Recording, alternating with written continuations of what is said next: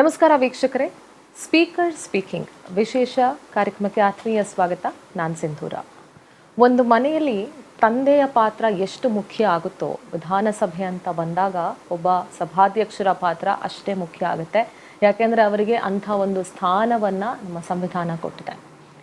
ಯಾಕೆ ಇದ್ರ ಬಗ್ಗೆ ಮಾತನಾಡ್ತಾ ಇದ್ದೀನಿ ಅಂತ ಹೇಳಿದ್ರೆ, ಬಹುಶಃ ಈ ಒಂದು ಅವಧಿಯಲ್ಲಿ ಸರ್ಕಾರ ಬಂದ ನಂತರ ಈ ಬಾರಿಯ ಯಾವತ್ತಿಗೂ ಕೂಡ ಸಭಾಧ್ಯಕ್ಷರ ಬಗ್ಗೆ ಅಷ್ಟೊಂದು ಚರ್ಚೆ ಆಗೋದಾಗ್ಲಿ ಅಥವಾ ಟ್ರೋಲ್ ಆಗೋದಾಗ್ಲಿ ಅಥವಾ ಅವರನ್ನ ಸಭಾಧ್ಯಕ್ಷರನ್ನು ಇಷ್ಟಪಡುವಂಥ ಒಂದು ವರ್ಗ ಸೃಷ್ಟಿಯಾಗಿದೆ ಬಹುಶಃ UT ಖಾದರ್ ಅವರು ಆ ಸ್ಥಾನವನ್ನು ಅಲಂಕರಿಸಿದ ಮೇಲೆ ಅಂತ ನಾನು ಭಾವಿಸ್ತೀನಿ. ಇವತ್ತು ನಮ್ಮ ಜೊತೆಗೆ ಸನ್ಮಾನ್ಯ ಸಭಾಧ್ಯಕ್ಷರಾದಂಥ UT ಖಾದರ್ ಅವರಿದ್ದಾರೆ. ಬನ್ನಿ ಅವ್ರನ್ನ ಕಾರ್ಯಕ್ರಮಕ್ಕೆ ಬರ್ಮಾಡ್ಕೊಳ್ತೀನಿ. ಸರ್ ನಮಸ್ಕಾರ, ಕಾರ್ಯಕ್ರಮಕ್ಕೆ ಆತ್ಮೀಯ ಸ್ವಾಗತ. ಹೇಗಿದ್ದೀರಿ ಸರ್? ಸರ್, ನಾನು ಆಗಲೇ ಹೇಳ್ತಾ ಇದ್ದೆ, ಜನಸಾಮಾನ್ಯರು ಕೂಡ ಸಭಾಧ್ಯಕ್ಷರ ಬಗ್ಗೆ ಮಾತನಾಡುವಂಥ ರೀತಿ ಆರಂಭ ಆಗಿದ್ದು ಬಹುಶಃ ನೀವು ಆ ಸ್ಥಾನವನ್ನು ಅಲಂಕರಿಸಿದ ಮೇಲೆ ಅಂತ ಅನ್ಕೊಳ್ತೀನಿ. ಸೊ ನಿಮಗೆ ಈ ಸ್ಥಾನ ಎಷ್ಟು ಖುಷಿ ಕೊಟ್ಟಿದೆ and how happy you are with this? Speaker ಸ್ಥಾನ ಅದೊಂದು ಗೌರವದ ಒಂದು ಸಂವಿಧಾನಬದ್ಧ ಸ್ಥಾನವಾಗಿದೆ. ಬಹುಶಃ ಅದು ಭಾಳ ಸಕಾರಾತ್ಮಕದನ್ನು ಸ್ವೀಕರಿಸಿದ್ದೆ. ನನಗೆ ಅನುಭವ ಕಡಿಮೆ ಇದ್ದರೂ ಕೂಡ ಹೇಗೆ ನಿಭಾಯಿಸಬಹುದೆಂಬ ನನಗೆ ಒಂದು ಚಿಂತನೆ ಮಾಡುವಂಥ ಒಂದು ಸಂದರ್ಭ ಅದು ಕೂಡ ಒಂದು ಆತ್ಮವಿಶ್ವಾಸ ಇತ್ತು, ಮತ್ತೊಂದು ಧೈರ್ಯ ಇತ್ತು. ಕೊಟ್ಟ ಜವಾಬ್ದಾರಿನ ಸಮರ್ಪಣೆ ನಿಭಾಯಿಸಬಹುದು ಮತ್ತು ಅದಕ್ಕೆಲ್ಲರೂ ಕೂಡ ಸಹಕಾರ ಕೊಡ್ತಾರೆ. ದೇವರ ಸಂಪೂರ್ಣವಾದ ಆಶೀರ್ವಾದ ಕೂಡ ಅದಕ್ಕೆ ಇದೆ ಅಂತೇಳಿ ಆ ಒಂದು ಆತ್ಮವಿಶ್ವಾಸದಿಂದ ಅದನ್ನು ಬಹುಶಃ ನಿಭಾಯಿಸ್ಕೊಂಡು ಬಂದಂಥ ಸಂದರ್ಭದಲ್ಲಿ ಜನವಿಶ್ವಾಸ, ಅವರ ಪ್ರೀತಿ, ಹೋದ ಕಡೆ ತೋರಿಸ್ಪಡುವಂಥ ವಿಶೇಷವಾದ ಒಂದು ಗೌರವ, ಬಹುಶಃ ಅದು ನಮಗೆ ಭಾಳಷ್ಟು ಸಂತೋಷವಾಗ್ತದೆ. ಭಾಳ ಸಂತೋಷದಿಂದ ಕೆಲಸ ಮಾಡ್ತಿದ್ದೇನೆ. ಸರ್, ಆರಂಭದಲ್ಲಿ ಎಷ್ಟು ಕಷ್ಟ ಆಯಿತು ನಿಮಗೆ ಈ ಸ್ಥಾನವನ್ನು ನಿಭಾಯಿಸೋದಕ್ಕೆ? ಅಥವಾ ಎರಡೂ ಪಕ್ಷದವರನ್ನ ಆಡಳಿತ ವಿಪಕ್ಷ ಎರಡನ್ನೂ ನೀವು ಬ್ಯಾಲೆನ್ಸ್ ಮಾಡ್ಕೊಳ್ಬೇಕು, ಅನ್ಬಯಾಸ್ಡ್ ಆಗಿರಬೇಕು?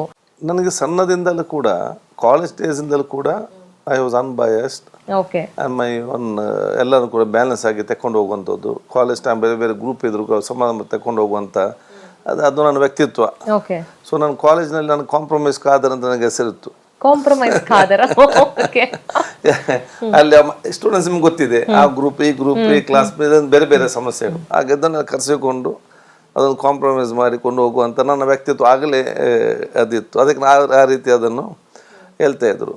ಅಥವಾ ನನ್ನ ಕ್ಷೇತ್ರ ಶಾಸಕನ ಸಂದರ್ಭದಲ್ಲಿ ಕೂಡ ಏನಾದರೂ ಎಲ್ಲಿ ಅದು ಅಭಿವೃದ್ಧಿ ಬ್ಯಾನರ್ ಹಾಕಿದೆ, ಕೆಲವು ವಿರೋಧಿಗೆ ಒಂದಕ್ಕೆ ಬ್ಯಾನರ್ಗೆ ಬ್ಲೇಡಲ್ಲಿ ಹಾಕ್ತಿದ್ರು.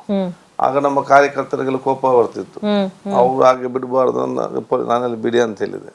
ಅದೇನು ಟೆನ್ಷನ್ ಮಾಡಬೇಡಿ, ಅವ್ರು ಬೇರೆ ಬ್ಯಾನರ್ಗೆ ಮಾತ್ರ ಬ್ಲೇಡ್ ಹಾಕೋಣ, ಮುಖಕ್ಕೆ ಆಗಲಿಲ್ಲ, ಅದು ನೀವೊಂದು ಟೆನ್ಷನ್ ಈ ರೀತಿ ಅಲ್ಲಿ ಡಿಫ್ಯೂಸ್ ಮಾಡಿಕೊಂಡು ಹೋಗೋದು ನನ್ನ ಹಿಂದಿನ ಬಂದೊಂದು ವ್ಯಕ್ತಿತ್ವ. ಅದು ಈಗ ದೊಡ್ಡ ಮಟ್ಟದ ಜವಾಬ್ದಾರಿ ಸಿಕ್ಕಿದೆ.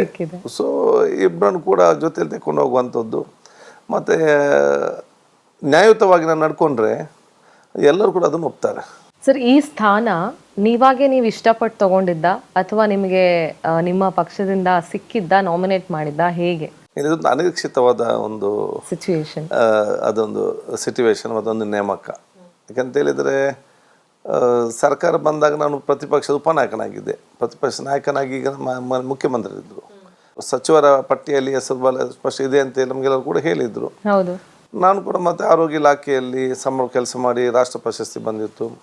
ಆಹಾರ ಇಲಾಖೆಯಲ್ಲಿ ಕೆಲಸ ಮಾಡಿ ಕೂಡ ಪ್ರಶಸ್ತಿ ರಾಷ್ಟ್ರಮಟ್ಟದ ಬಂದಿತ್ತು.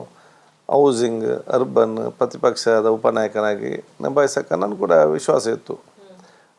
ಇದರಲ್ಲಿ ಅವರು ಪರಿಗಣಿಸ್ತಾರೆ ಅಂತ ಹೇಳಿಕೊಂಡು. ಅದಲ್ಲದೆ ಆ ಪ್ರದೇಶದಿಂದ ಕೆಲವೇ ಶಾಸಕರಲ್ಲಿ ನಾನು ಒಬ್ಬ. ನನಗೆ ಸಡನ್ನಾಗಿ ಕಾಲ್ ಬಂದು ಅರ್ಜೆಂಟ್ ಮಾತಾಡಲಿಕ್ಕೆ ಬರಬೇಕಂತ ನಮ್ಮ ನಾಯಕರು ಕರೆದರು, ರಾಷ್ಟ್ರೀಯ ನಾಯಕರು ಕರೆದು ಇದನ್ನು ಹೇಳಿದಾಗ ನಾನು ಸ್ವೀಕರಿಸಿದೆ. ಇದರಲ್ಲಿ ನನಗೆ ಒಂದೇನಿತ್ತು ಅಂತ ಹೇಳಿದರೆ, ಪಕ್ಷದ ಚಟುವಟಿಕೆಯಿಂದ ದೂರ ಆಗೋದು ಮಾತ್ರ ನನಗೊಂದು ಸ್ವಲ್ಪ ಕಷ್ಟ ಅಂತ ಅನಿಸ್ತು. ಯಾಕೆ ನಾನು ಸಣ್ಣದಿಂದಲೇ ಕೆಲಸ ಮಾಡ್ತಾ ಬಂದದ್ದು. ಸಡನ್ ಆಗಿ ಅದರಿಂದ ಡಿಟ್ಯಾಚ್ ಆಗೋದು ಮಾತ್ರ ಒಂದು ಸ್ವಲ್ಪ ಮಟ್ಟಿನ ಆಲೋಚನೆ ಅಲ್ಲದೆ ಬೇರೆ ಯಾವುದು ಕೂಡ ಇರಲಿಲ್ಲ. ಮತ್ತು ಸಮರ್ಥವಾಗಿ ನಿಭಾಯಿಸುವಂಥ ಒಂದು ಅವಕಾಶ ಇದೆ, ನಿಭಾಯಿಸುವ ಆತ್ಮವಿಶ್ವಾಸ ನನಗೆ ಇತ್ತು. ಅದಕ್ಕೆ ನಾನು ಒಪ್ಪಿದೆ. ಮತ್ತೆ ಅಟ್ಯಾಚ್ ಆಗಬೇಕು ಅಂತ ಏನಾರು ಅನ್ಕೊಂಡಿದ್ದೀರಾ, ಹೇಗೆ ಸರ್?